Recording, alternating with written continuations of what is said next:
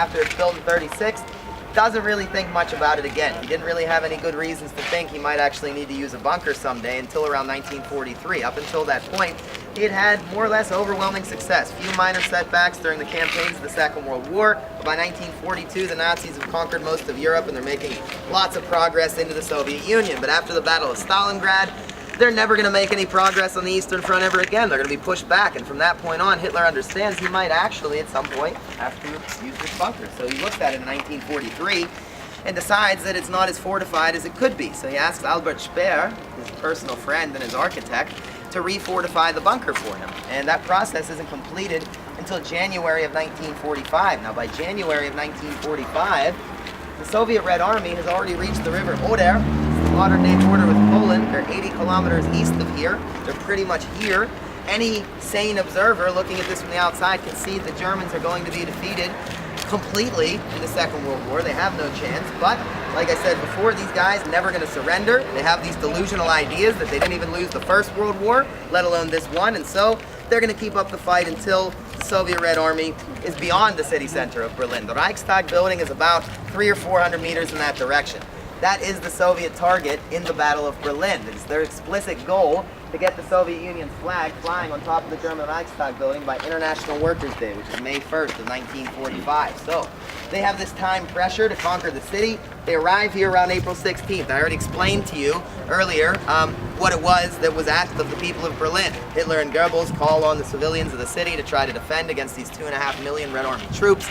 Red Army troops will get here on April 16th. They'll unleash the largest artillery attack in human history on the outskirts of the city of Berlin. And within 4 days, they've penetrated the outskirts and they've made it to the city center. You've got artillery shells falling near Friedrichstrasse. You can hear them from this area here. April 20th is a crazy day because it's Hitler's birthday. He's turning 56 on that day, so you have a gathering of the high-ranking Nazis inside the bunker. It's also the last day that he'll ever come up above the ground. He comes above ground to do one thing in particular, and that is to give military decorations to a bunch of children. A bunch of members of the Hitler Youth appear in the gardens of the Reichschancellor in front of some cameras with Adolf Hitler, whereby he gives them iron crosses because these kids have apparently been successful in killing Russians and blowing up Russian tanks in the few days prior to this. So he thanks these kids for their bravery, goes back down to the bunker never to come out again. Now it's the next 2 days. On April 22nd, he's going to admit for the first time that the war is over. And the reason it's that day, it's on that day he gives an order to a military general, a guy called Felix Steiner. And he wants Steiner to carry out this counterattack that he thinks is just so brilliant. It's going to give the Germans a chance to break out of Berlin or at least hold the Russians off for a little while. So when Felix Steiner gets this brilliant plan that Hitler's drawn up, he can see that the Soviet Red Army is going to have an advantage of something like 10 soldiers to 1.